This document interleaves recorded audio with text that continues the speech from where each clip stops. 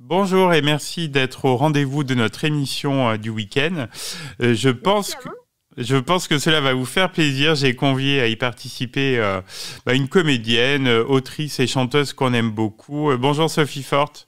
Bonjour. Sophie, est-ce que vous pouvez nous rappeler vos débuts de carrière? Je crois que ça se passait dans les cabarets, non? Oula, oui. Alors, les débuts de carrière, d'abord, j'étais au cours Simon. Et puis ensuite, j'ai fait un petit tour au petit conservatoire de Mireille, qui était déjà fort âgé. Et puis, je chantais. Donc, j'avais un petit ami pianiste et on a démarré dans les cabarets. On en faisait 4 ou 5 par nuit. Ah oui, donc bien, des bonnes soirées. Ouais, on allait de la rue Mouffetard à Montmartre. Et on chantait, on avait un petit tour de chant qui durait à peu près 20-25 minutes, avec des chansons de Gainsbourg, de Boris Vian, de Bobby Lapointe, voilà, quelques de Reggiani, enfin des chanteurs que j'aimais bien, et puis quelques compositions personnelles du coup de mes idoles. Et puis j'ai démarré comme ça, et puis quelqu'un qui m'a repéré, qui m'a dit mais vous êtes très drôle, il faut faire des sketchs. J'ai dit oula, tu seul en scène, je sais pas. J'ai démarré à Trouville dans un festival. D'accord, ah oui. J'ai remporté le prix et puis de là ça a démarré en fait assez rapidement parce que je me suis retrouvée au point virgule avec un one woman show et puis ensuite la télé, la radio. Oui, la télé, ça vous a aidé aussi après la classe. On imagine que ça a eu un effet. Ça a été en fait ma première télé et le moment où les gens vous reconnaissent dans la rue et enfin c'est assez incroyable quand on a 25 ans et que on nous reconnaît dans la rue, c'est un effet extraordinaire. Oui, soudainement en plus, oui. Ouais. Soudainement, bien sûr. Puis moi, j'étais assez facilement reconnaissable. Voilà, j'ai un physique un peu atypique, donc les gens me reconnaissaient. C'était extraordinaire, étrange, flippant, enfin tout quoi. Oui, tout à la fois. Tout à la fois, mais quelque part magique aussi. Et puis voilà, ça a démarré comme ça en fait. Et Rien à cirer sur France Inter, c'est une émission aussi qui a compté dans votre parcours? Énormément. Oui, j'ai rencontré Laurent Ruquier toujours à cette même époque, enfin un petit peu plus tard. J'étais déjà à la classe depuis 3 ans. Il était venu me voir jouer au point virgule. J'avais créé un nouveau spectacle là-bas. Et puis ça lui a plu. Il m'a proposé de faire partie de l'équipe. J'y suis restée 5 ans. Et alors, dans les années 90, qu'est-ce qui vous a fait vous orienter vers les longs et courts métrages? Oh, mais ça c'est un vieux rêve, mais que j'arrive pas à réaliser tout à fait. Oui, il y a eu des tentatives, mais oui. j'ai pas réussi partout. Hein. Non, j'ai fait effectivement des tentatives. Il faut dire une chose à ma décharge, c'est que j'ai consacré énormément de temps à ma vie de famille. C'est bien aussi, oui. J'élève seule mes enfants, j'ai 2 filles. Oui. Et bon, dès qu'elles sont arrivées dans ma vie, en fait, ma carrière a été pas mise de côté, puisque j'ai toujours énormément travaillé, mais disons qu'elle a pris moins d'importance. Vous avez fait aussi beaucoup de voix de pub et de personnages de séries. C'est quelque chose qui vous plaît? C'est un travail aussi précis, rigoureux? Ah oui, mais moi tout me plaît. C'est-à-dire qu'à partir du moment où déjà il y a une nouveauté, je suis surexcitée. C'est bien, non mais c'est bien hein, toujours de se renouveler. Oui, et puis j'aime bien être celle qui apprend, qui débute, qui tâtonne. J'aime bien être au début de quelque chose. Ça m'intéresse d'arriver, et de découvrir des univers différents. J'ai toujours adoré ça. Donc c'est vrai que je suis un peu touche à tout, mais parce que je suis très curieuse de nature. Et que j'ai eu aussi la chance de rencontrer des gens qui me proposaient des choses.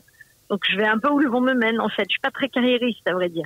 Et vos envies vont vous conduire aussi dans les années 2000 vers un retour vers la chanson? Tout à fait. J'ai fait 7 albums de chansons. Le premier enregistré donc dans les années 2000, mais ça faisait longtemps déjà que j'étais sur scène avec des chansons. Oui. Donc c'était mon premier album.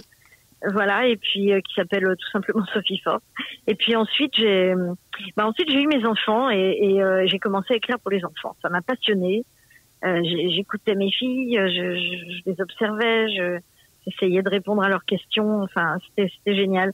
Et j'ai commencé à écrire pour les enfants, voilà, avec des sujets qui n'étaient pas toujours forcément pour enfants. Enfin, oui, traditionnellement quoi, oui.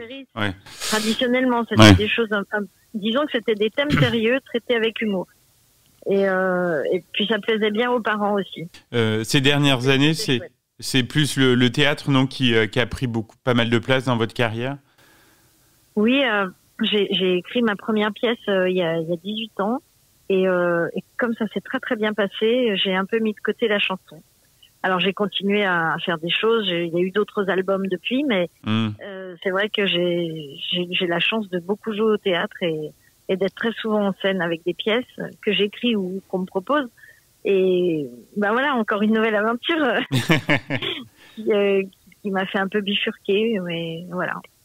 Autre aventure dans votre parcours de touche à tout, il y a un roman aussi qui est sorti fin 2021. Oui, il y a 2 romans en fait. Il y en a qui est sorti en 2021. C'est La Valise, qui est un roman.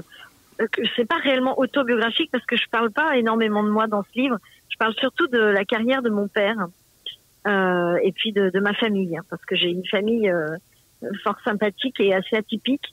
Donc j'ai écrit sur eux en fait. J'ai raconté leur parcours. Il y a 80 ans d'histoire entre les arrière-grands-parents immigrés italiens, les grands-parents italiens aussi qui vivaient à Lyon, mes parents, mon père qui est devenu un artiste peintre très connu sans le vouloir et sans quitter son canapé. Enfin bon, ah oui.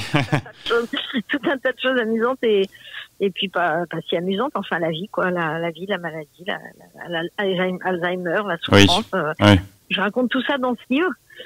C'est parti de photos en fait dont j'ai hérité. On m'a donné une valise à la mort de mon oncle et dans cette valise il y avait plein de photos de toute ma famille et des photos que j'avais jamais vues. D'accord, ah oui. J'ai trié et j'ai trié toutes ces photos pendant le confinement et puis mes filles m'ont dit mais qui c'est celui-là, mais qui c'est celle-là et je me suis dit bah tiens je vais écrire des petites histoires sur tous ces personnages comme ça elles sauront. Bien sûr, bah oui. J'ai vécu moi avec eux et ce que eux ont vécu. Et puis finalement, voilà, j'en ai fait un livre. Bah, c'est vrai qu'on avait du temps aussi avec le confinement. Hein. Pour la créativité, c'était pas mal. Moi, j'étais tranquille. Voilà. Et ensuite, j'ai sorti un autre livre qui s'appelle Panique sous les tropiques et qui est une histoire très cocasse d'une des fois où j'ai failli crever. Ah oui, ah oui. Bon, dit comme ça, c'est pas très drôle, mais c'est un livre humoristique sur une aventure qui m'est arrivée à Nouméa il y a quelques années. Enfin, il y a beaucoup d'années, puisque j'avais 25 ans et où j'ai failli passer l'arme à gauche. On m'a donné l'extrême onction et tout. Bon, bref. Ah oui, d'accord. Oui, j'étais sur un bateau qui a pris feu. Finalement, on est descendu du bateau sur un îlot désert. Là, j'ai fait une embolie pulmonaire. J'ai été sauvée par des gens qui faisaient des photos érotiques. Ah non, mais c'est mythique, là, l'histoire. C'est mythique. Et vous l'avez un peu romancé ou c'est vrai, enfin, le livre? Mais le truc, mais pas du tout. J'ai raconté exactement ce qui s'est passé.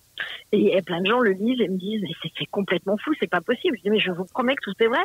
J'ai été sauvée, en plus, par des gens que j'ai retrouvés 40 ans après de façon complètement dingue. Enfin. Ah ben là, vous m'avez donné envie de le lire, Sophie, là. Quelle est votre actualité et quels sont vos projets, là, actuellement?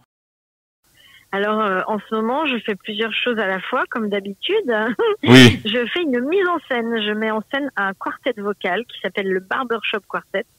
Ce sont 2 chanteuses et 2 chanteurs qui, selon la tradition ancienne des barbeurs qui chantent, enfin des gens qui chantaient dans les barbershops, chantent des chansons toutes plus cocasses les unes que les autres.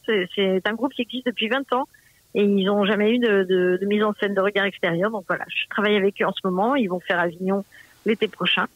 Ensuite, j'écris un petit spectacle sur Jean-Claude Brialy. Ah, bonne idée, ouais.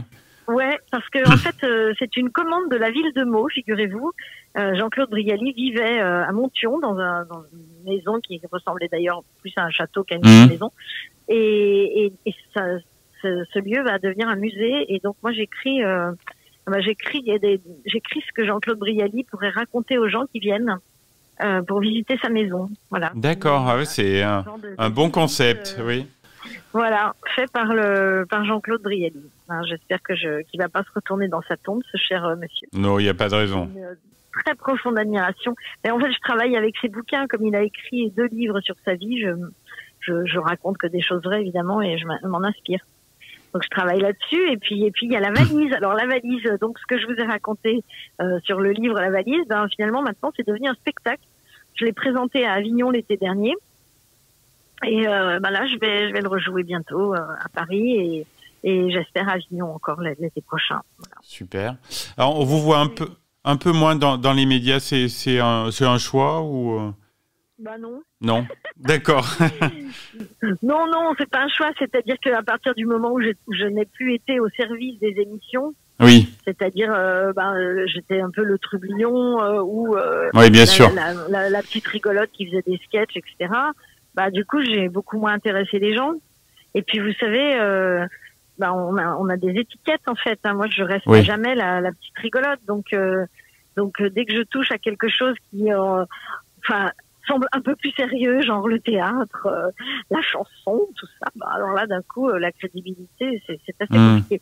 Donc voilà, il y a heureusement des gens comme vous qui m'aiment bien et puis qui en tout cas, on était ravis. C'était un échange très, très agréable. On espère que vous viendrez nous voir en Auvergne dès que possible. Hein, et puis, on vous dit à très bientôt sur Logos FM, Sophie Forte. Avec joie en Auvergne, j'adore et je viens pas assez souvent. Je vais...